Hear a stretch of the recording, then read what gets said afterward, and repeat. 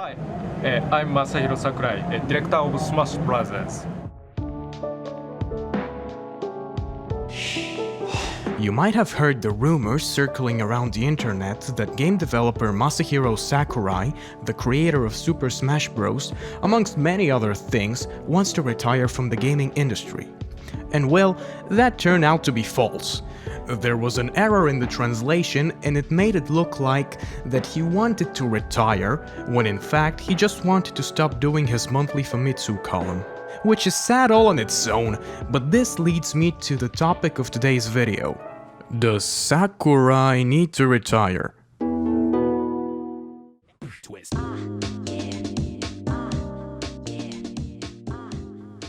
Of course, this would vary from person to person. Probably even Sakurai himself doesn't know the answer yet. He loves his job, he loves making and playing video games. Well, let's look at his history with games. Masahiro Sakurai was born on August 3rd, 1970, and as of writing this video, he is currently 50 years old. Well, he certainly doesn't look like it. I think Araki and Sakurai are hiding the fountain of youth away from us.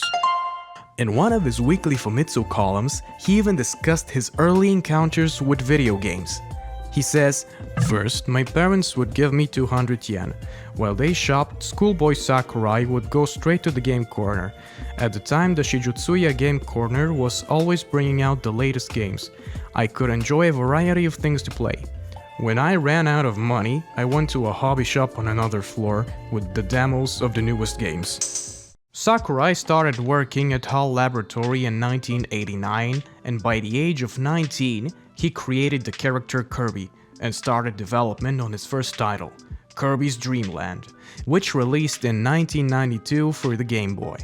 He then directed or was a part of 9 more games in the span of 14 years, 6 of which were Kirby games or Kirby spin-off games, and 2 of which were Super Smash Bros. 64 and Super Smash Bros. Melee.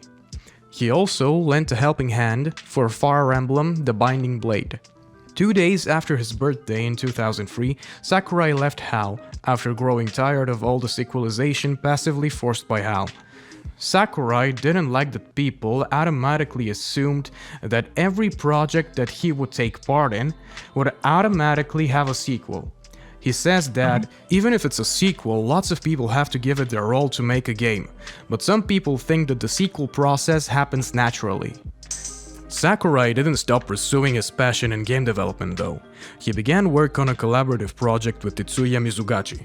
This resulted in Meteos, a DS game that released in 2005. Later that same year, in September, Sakurai announced that he had formed a company, Sora. Meteos, alongside with Super Smash Bros. Brawl, are some of the early games that Sora helped to develop. After Brawl had been released, on the 18th of February 2009, Nintendo announced the formation of Project Sora, a subsidiary created to develop a new video game which would be directed by Sakurai. That game would be Kid Icarus Uprising. So thanks for your help. Without you, I'd be finished. After the game was released in 2012, Project Sora ceased operations. By the way, Project Sora and the company Sora, which Sakurai founded, are 2 different things. After the fall of Project Sora, development began on another entry in the Super Smash Bros. Series, Smash 4, or Smash for Wii U and for 3DS. Development began right after Uprising's release. The game was later revealed to be a joint project between Bandai Namco Studios and Sora. The game was officially revealed on June 11, 2013 on E3 during a Nintendo Direct, along with screenshots being posted each weekday on the game's official website and on Miiverse. This was all managed by Sakurai, whilst directing the game forward towards completion.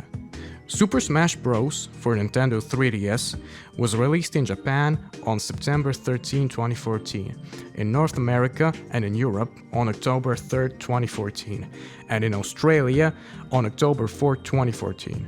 A playable demo was released on the Nintendo eShop on September 10, 2014, in Japan, and on September 19, 2014 in North America and Europe, and so forth and so on. What I wanted to say here is that Sakurai never really stopped developing anything because the Super Smash Bros. Project, if you want to call it like that, never really ended, because after Smash 4 was released, well, Sakurai didn't stop there, because he made like 5 more DLC characters. Well, more on the lines of 3 plus like 2 returning, in the form of Lucas and Roy, but and Mewtwo, I guess.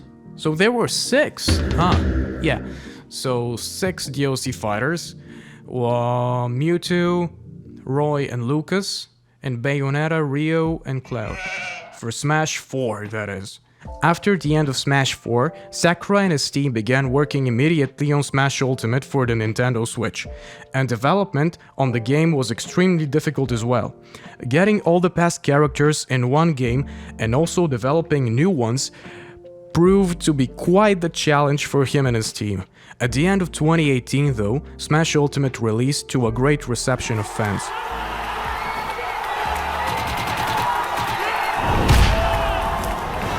But Sakurai's work wasn't over yet. After the Game Awards in 2019, it was revealed that Joker from Persona 5 will join Smash Bros. This meant a batch of new DLC fighters on which Sakurai had to work on. Well, Sakurai and his team, but yeah.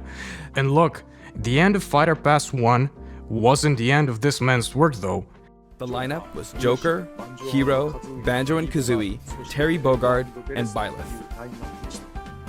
As I stated, we'll continue to release more DLC fighters down the line. I had thought that 1 or 2 might suffice, but, well, have a look.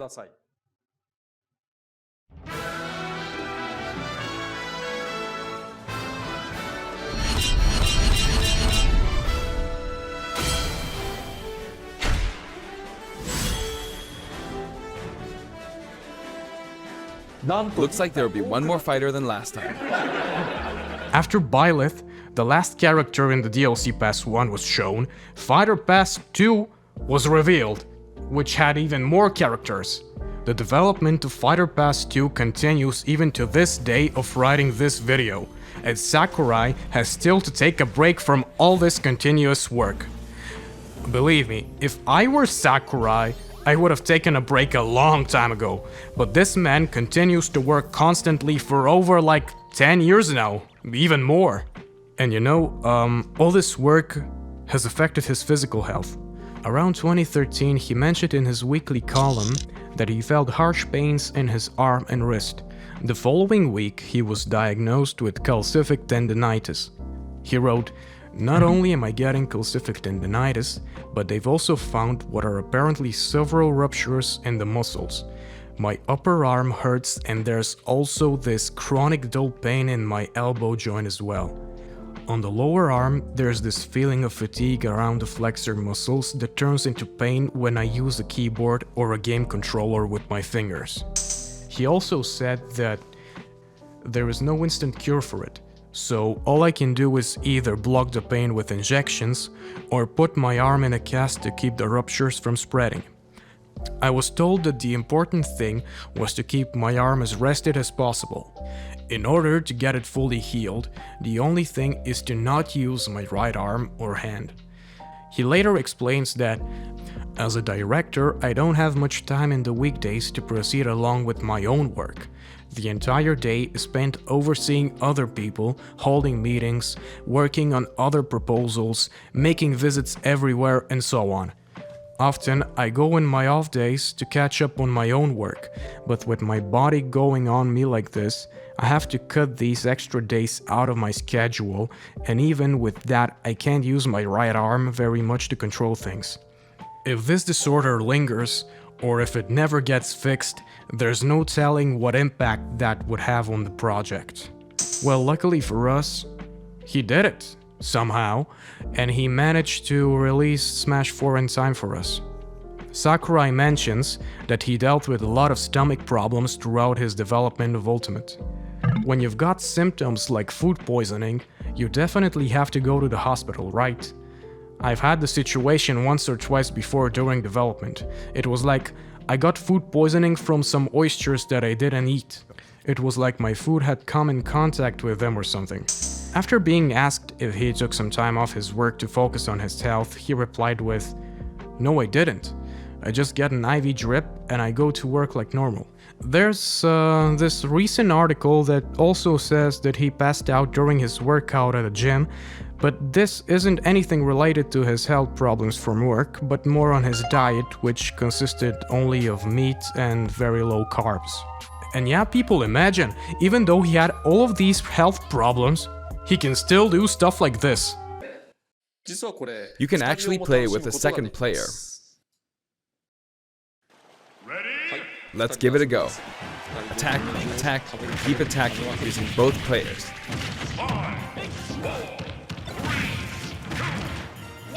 Time to strike. Here we go. No. This isn't how you're supposed to play the game. When I say two players can take part, I mean friends can play together, and not one person playing as two fighters. I hope you play this with your friends. This man is a textbook definition of a workaholic.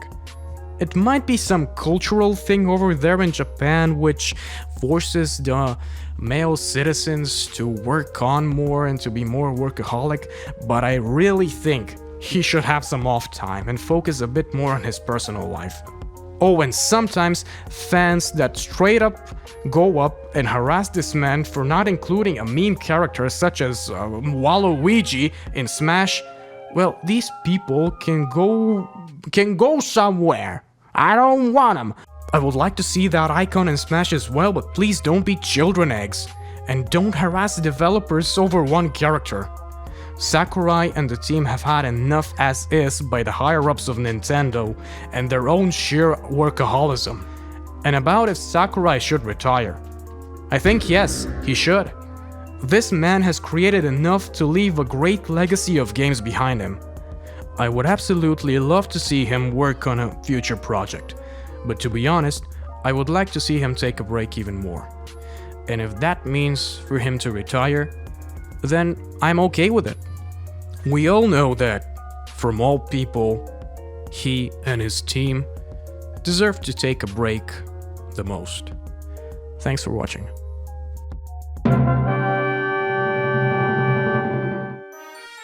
So, this is more or less my first attempt at this video essay thing.